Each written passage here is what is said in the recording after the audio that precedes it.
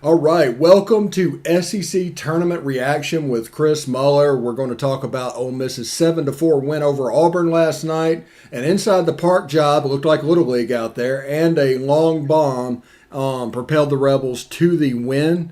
We're going to get into that in just a second, but first I want to tell you about the Vault Society. The Vault Society is the big push from the Ole Miss Athletics Foundation. It's a 5-year commitment of support. Membership starts at $5,000 a year, and there's a benefit chart on the site. We'll give you that in just a second.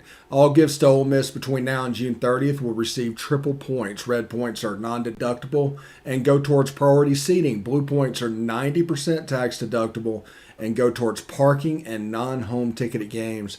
That'd be postseason bowl games and neutral site. We got a pretty big one coming up on Labor Day that fits that bill, and also there's a pretty good thing going on in Hoover right now that would fit that bill. Anyway, how you doing, Chris? Doing great, Steven. Obviously late night last night, but absolutely worth staying up a little bit later watching the Rebs get the W. Yeah, absolutely. Every day, every Doug day is a good day. And Doug came out. He got, started off with Auburn, had a leadoff home run, and then he settled in and just retired batter after batter after batter. It was pretty good to see. Gosh, did he? That was really amazing. Obviously, you talked a little bit about the home run from the leadoff hitter for Auburn. Then he retired 14 straight, so he really just locked in. After the game, Coach Bianco talked about Doug being vintage Doug. And he added that he's one of the best, not only in our conference, but in the country. Obviously, he was on a little bit of short rest, but Doug said, I wanted the ball. And I was really happy that Coach B gave me the opportunity for that last night. Doug went 6 innings, struck out 7, just allowed 4 hits, 2 runs. He walked 1.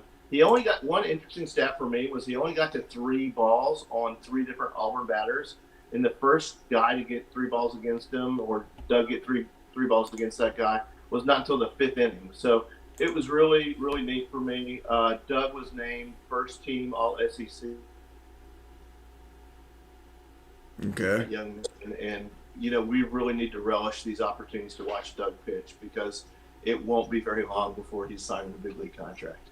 Yeah, it's there's a regional coming up that he's going to throw in. There's maybe a super regional. I mean, it could all be over next weekend. If so enjoy it while you have it. Yeah, I'm real excited. I'm heading to Oxford next weekend.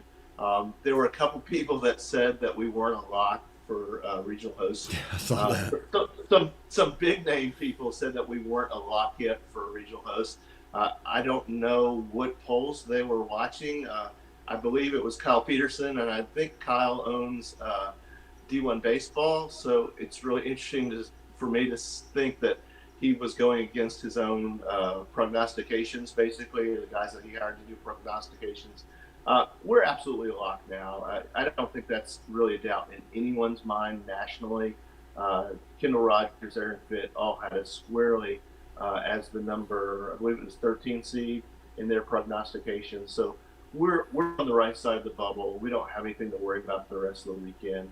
Even if, we don't win tonight or tomorrow afternoon, we're all good. So I'm really excited about heading to Oxford next weekend and watching Doug pitch. I'm hoping on Saturday night there's a little bit of a talk throughout the fan base whether he's going to go in the 1-4 game or the 2-3 game. And we can get to that later on in our discussions as we go throughout the weekend. Taylor Broadway, from a back-end perspective of the bullpen, really did great work again last night. Threw a 7-inning save, called one in the 7th to kind of clean up a little bit of a mess. Auburn got really close in the 7th. Obviously didn't tie it up or anything else like that. But Mike really called on Broadway to get that 7-inning save. And he really did great things last night. Only faced 1 over the minimum that he was required to face for that 7-inning save. It was his 13th save overall for the year. Tied Stephen Head for the most saves in a season.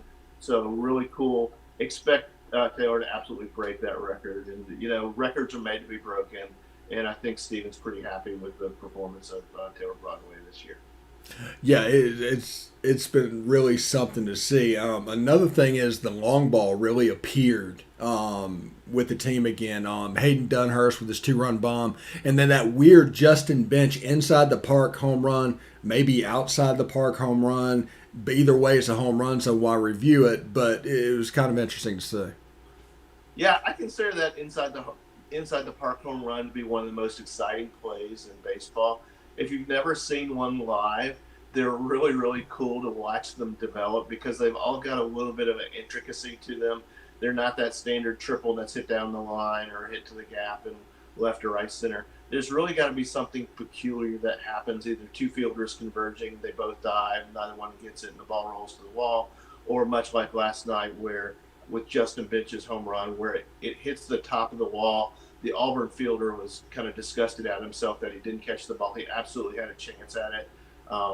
And then the ball caroms off toward the pass into foul territory, and they don't get it in time. And Justin kind of just cruised home, and it was a kind of a no-doubter inside the park home run, which I've never seen one quite that, quote, easy for it to happen. And you talked a little bit about Hayden's home run. Hayden's home run was really big for us because it happened in the seventh after Auburn had put up the 2 runs that I had talked about earlier.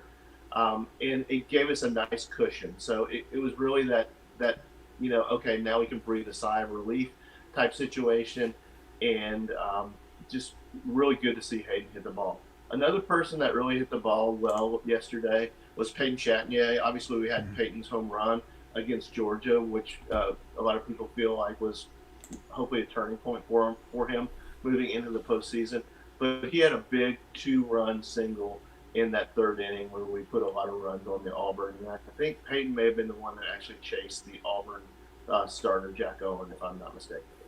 Yeah, he starting to hit the ball really hard, and eventually those are going to find gaps and spaces, and you can turn it around. But bad contact is a real slump. He's starting to hit the ball solidly, and it's just waiting for him to emerge, in my opinion. Yeah, I totally agree with that. Yeah.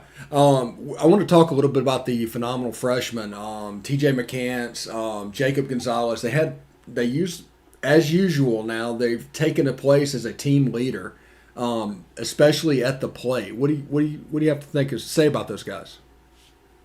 We talk about them all the time on this show, which I'm really happy with, that we're able to talk about 2 really, really quality freshmen. All freshman SEC team honorees from earlier in the week. So really happy for those guys that they received that honor. McCants lit off the game, and if you got to the game early enough to see or watch it on TV and saw McCants' first hit, it really was a game. I'm not gonna say game changing, but an inning changing hit for McCants. So McCants hits the ball into, I believe it was right field, and he turns that single into a double. And it was a really close play at second, but McCants absolutely beat the ball out. And so now instead of having a runner on first, we've got a runner on second. Auburn's got to play their defense a little bit different. And then we get the error, and then McCants scores on it. And so it just really set up that inning really, really well for us. McCants also drew a bases loaded walk later in the game to score Tim Elko, which was kind of cool to see Tim score while he was on the bases. Not something that we're used to seeing. I think since Tim's come back off his ACL tear, he's the only runs he's scored have been off of home runs. So it was kind of cool to see him actually get a chance to stay on the bases and score. And then Jacob Gonzalez went 4 for 5. So 3 singles, a double, a late double. So Jacob just continues to see the ball really well. If I remember correctly, Jacob's mantra is, I just don't want to strike out. And so he really wants to put the ball in play, which is really, really a good thing. Good things happen when you put the ball in play. And that's absolutely the case with Jacob. Yeah, he does really well with barreling up the ball and hitting line drives. It's kind of a little bit of old school baseball out there with Jacob Gonzalez. Yeah, and Coach Bianco's talked about that before, that he's got an old school mentality that I just don't want to strike out. And that's my mantra at the plate, and it serves him really well. Obviously, continues to hit the ball really, really solid. All right, so we move on to tonight, and a little bit, as you like to say, Hoover after dark, another late game. We're a couple extra inning games away from that finishing at 2:00 in the morning. What do you think tonight going up against the Vanderbilt Commodores? Tonight against the Commodores, we're TBA right now. Coach Bianco was not at a place to name a starter for tonight's game. I do expect to see Derek Diamond, though. I would be surprised if we didn't see Diamond. That's not to say that it's not going to happen. It's just something that would surprise me. Vanderbilt, as we all know, we took 2 of 3 from Vanderbilt earlier this month, so they're probably a little bothered at that, a little mad. Wouldn't be surprised to see, you know, that game didn't. That game on Sunday didn't really end with us and Vanderbilt really liking each other a whole lot.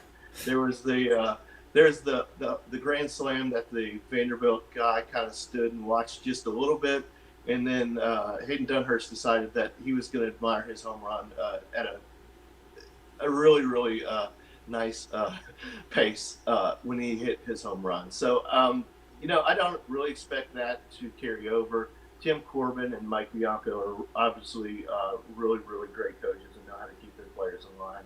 So I'd be really surprised if anything carried over from that series. That's not to say that Vanderbilt players aren't going to remember the fact that we took 2 or 3 from them in Oxford.